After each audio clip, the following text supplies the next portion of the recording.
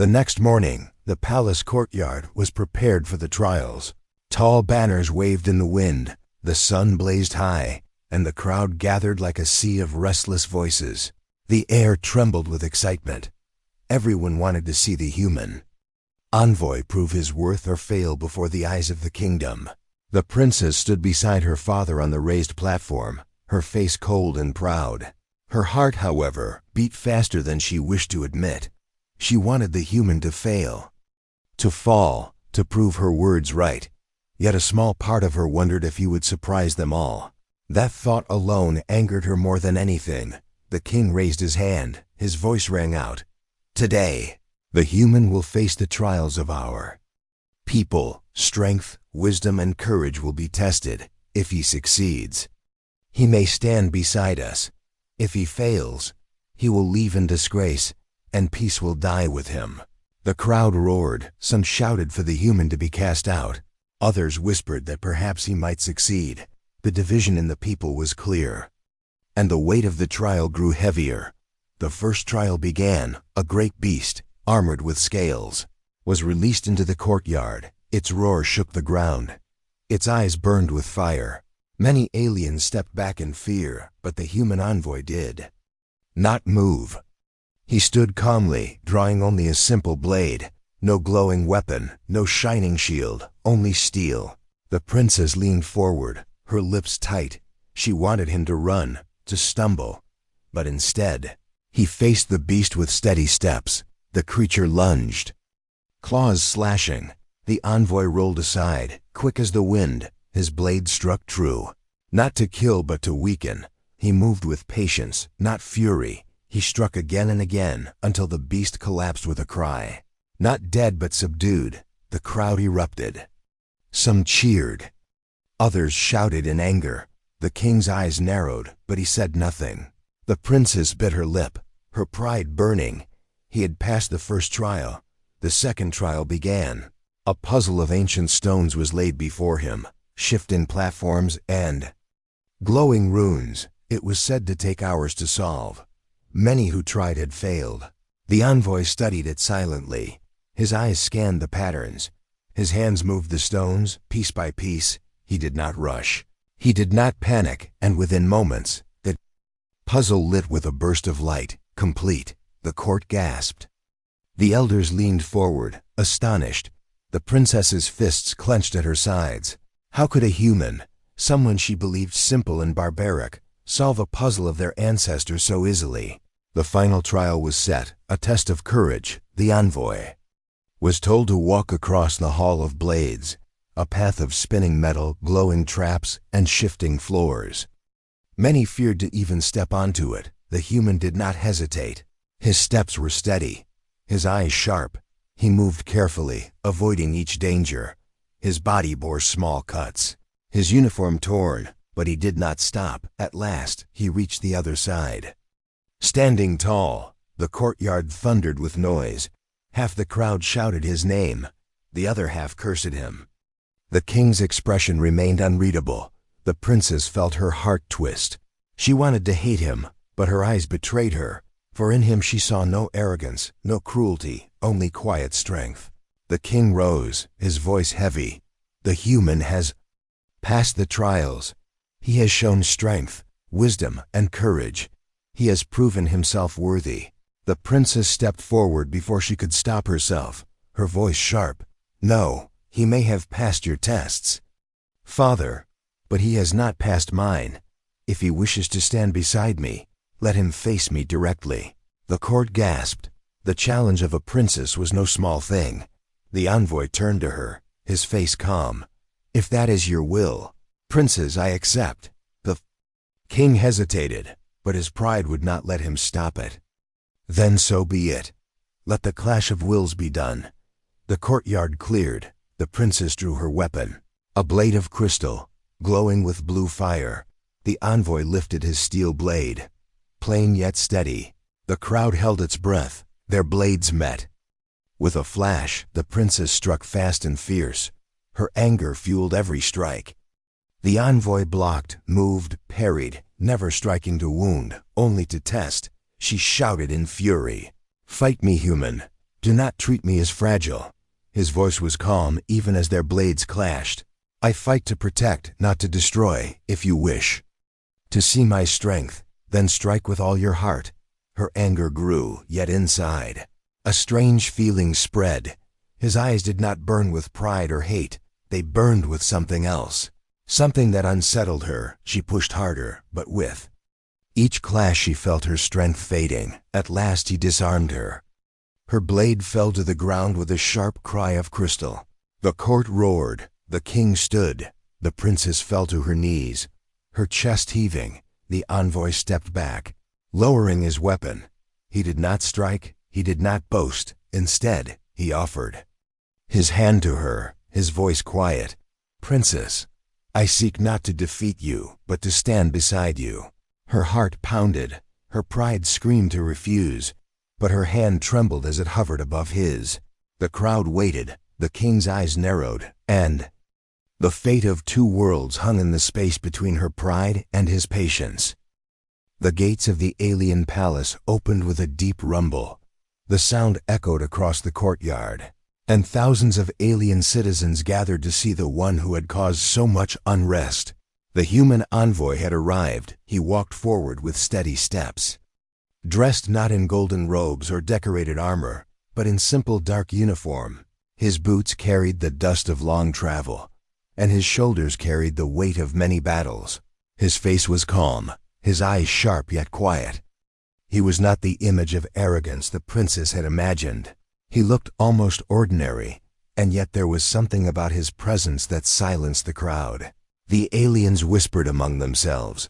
Some expected him to bow deeply. Some expected him to speak boldly. Instead, the envoy only raised his head and looked at the king with respect. Not fear. He bent his knee slightly, enough to honor, but not enough to humiliate himself. It was a gesture balanced between pride and humility. The king studied him with cold eyes.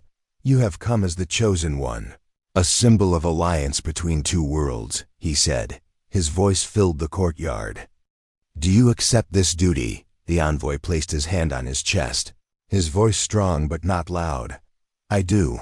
I come not as conqueror, not as merchant, not as deceiver. I come as a soldier who once fought for peace, and now wishes to build it." The words echoed, surprising many. Some aliens lowered their heads, for they could not deny the strength in his tone. Others hissed with disdain, refusing to accept a human as equal. From her high balcony, the princess watched with narrowed eyes. She leaned on the stone railing, her heart burning. "So this is the man they wish to tie me to," she whispered. Her maid Lyra stood beside her, silent, watching the same man. The envoy did not smile, nor did he show anger at the cold stares of the crowd. He walked with discipline, his gaze calm, as if no insult could break him. When he passed under the balcony, his eyes lifted, and for the first time, the princess and the human met face to face. For a moment, the world seemed to still. His eyes were not cruel, not proud. They were steady, patient, almost searching. The princess felt a strange pull inside. Though she quickly shook it away, she lifted her chin, turning her gaze aside. Later that day, the envoy was brought into the royal hall for the formal welcome. The court was gathered. The elders sat in rows. The guards lined the walls. The king sat on his throne with his daughter at his side, her face like stone. The envoy entered without fear. He stood tall before the throne. His voice was respectful. "Great king, I thank you for your welcome. I am honored to stand here for the sake of both our worlds." The king nodded slightly. "You understand what is asked of you?" "Yes," the envoy replied. "I am to marry the princess, not for my gain, not for my people's gain, but for the peace of both." The court murmured. Some were impressed, some were suspicious. The princess clenched her fists. She could not believe how calmly he spoke, as if marriage to her was a duty, not an honor. She rose suddenly, her voice sharp. "Do you think I will accept this, do you? Think peace can be forced with chains? You are mistaken, human. I will never call you husband." The hall gasped. The elders shook their heads. Some shouted for silence. But the envoy did not react with anger. He simply looked at her, his voice calm. I did not come to force you, princess. I came to prove myself worthy. If you cannot accept me, then let it be because I failed. Not because of a story told before you were born. The words struck her harder than she expected. She felt heat rise in her chest. How dare he challenge her belief? And yet, there was no mockery in his tone, only quiet strength. The king's eyes narrowed. You speak bravely, human, perhaps too bravely. Tomorrow you will be tested. The trials of our people will measure your worth. The envoy bowed his head slightly. I accept. That night, the princess paced her chamber in fury. Her heart raced with anger, but also with confusion. She had expected arrogance, cruelty, maybe even fear. Instead, the envoy showed patience and courage. He did not fight her words with rage, but with reason, and that unsettled her more than anything. Lyra spoke carefully. My lady, perhaps he is not what you think. Perhaps. Enough. The princess cut her off. Tomorrow, he will face the trials. Tomorrow, he will fail. And the whole court will see that humans are weak. But deep in her heart, a small voice whispered that she might be wrong. She silenced it quickly, refusing to believe it. Far away, in the shadows of the palace, the cloaked figure from before watched with cold eyes. Let them fight among themselves, he muttered. Let the princes hate. Let the humans struggle, while they waste their strength. We will strike. The fate of peace rested on the trial that was yet to come, and neither the princess nor the envoy knew how much blood would be spilled before the truth was revealed. The night after the royal proclamation was filled with silence and shadows. The great palace, usually glowing with soft lights, seemed darker, colder, as if even the walls whispered about what had happened in the hall. The defiance of the princess spread across the kingdom like fire. Some called her brave, some called her foolish, but all agreed that the balance of peace had been broken. The princess sat alone in her chamber. Her gown of silver silk was still on her shoulders, though torn from the rough hands that had pulled her away from the court earlier.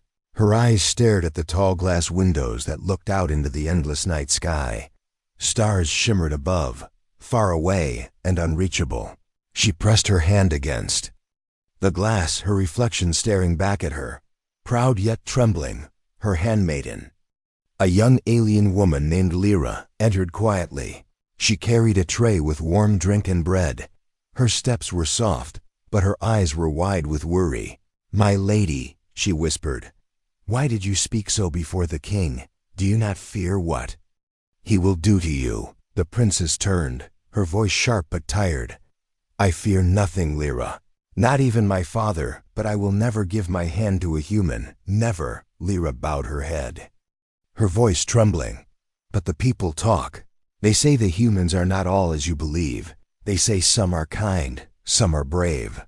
The princess laughed bitterly, though her eyes were wet with hidden tears. Kind, brave, that is what they want us to believe. But my blood remembers. My family remembers. Humans bring only pain. She rose from her seat and walked toward the old chest near her bed. Her fingers brushed against the carved patterns. She unlocked it slowly. Inside was a small crystal sphere that glowed with faint blue light. She lifted it with both hands, holding it close to her heart. Do you know what this is, Lyra? The princess asked, her voice lower. This belonged to my mother. She told me the story before she died. She said that long ago, before I was born, humans betrayed our people. They came as friends, but left us in chains. My mother never forgave them, and neither will I. Lyra's eyes widened. But the king speaks of peace. He says this union will end war. The princess shook her head, her eyes fierce. Peace built on lies is no peace at all. If I marry a human, it will not be the end of war. It will be the beginning of our downfall. Do you understand, Lyra? My refusal is not only for myself, it is for my people.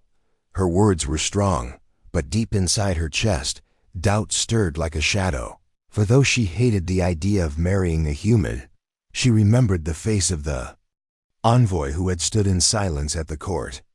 His eyes had not burned with arrogance. His stance had not been proud or cruel. Instead, he had looked calm, almost gentle, and that image disturbed her more than any insult.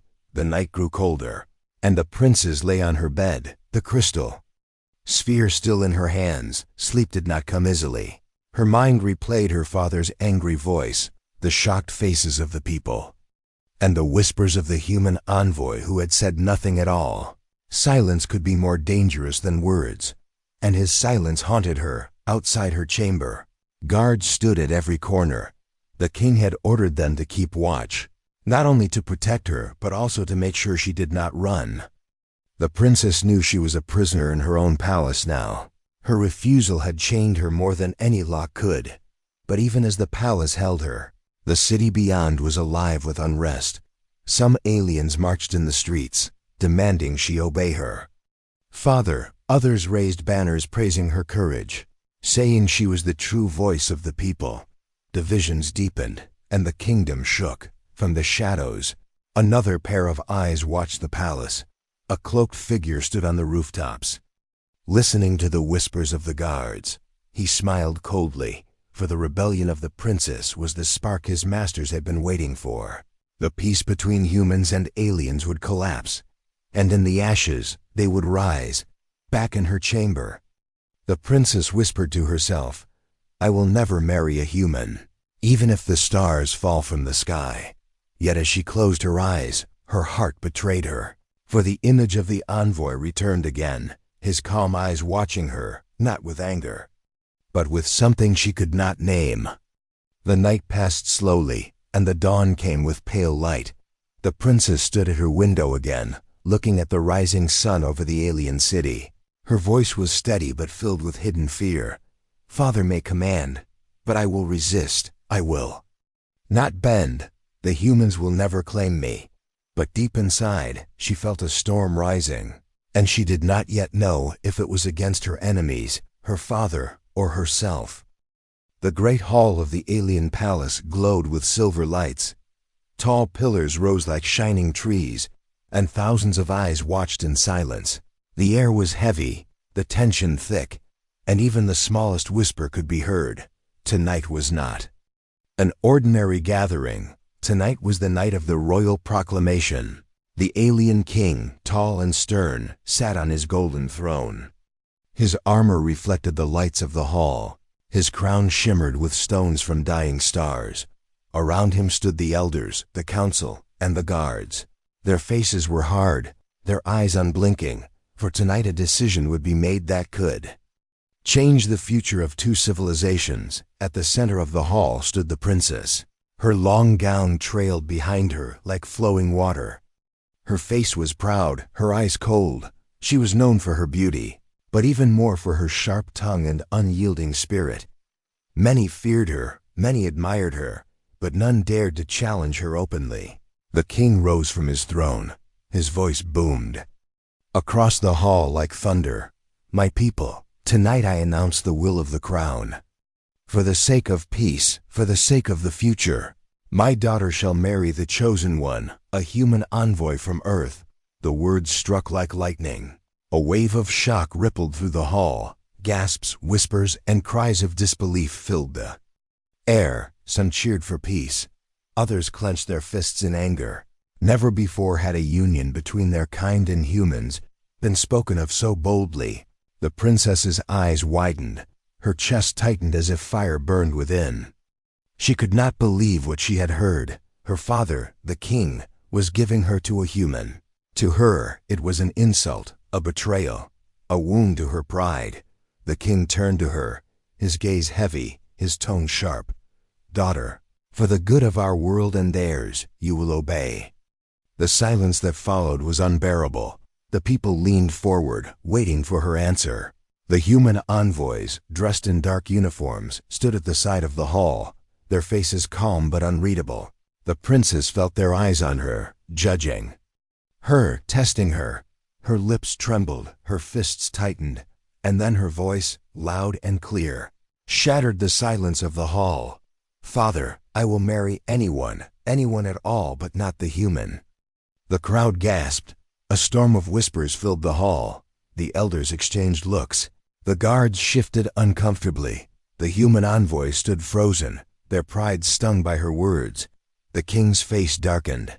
His jaw tightened. His daughter had justified him before the entire court, before the entire galaxy. The princess lifted her chin, her eyes blazing.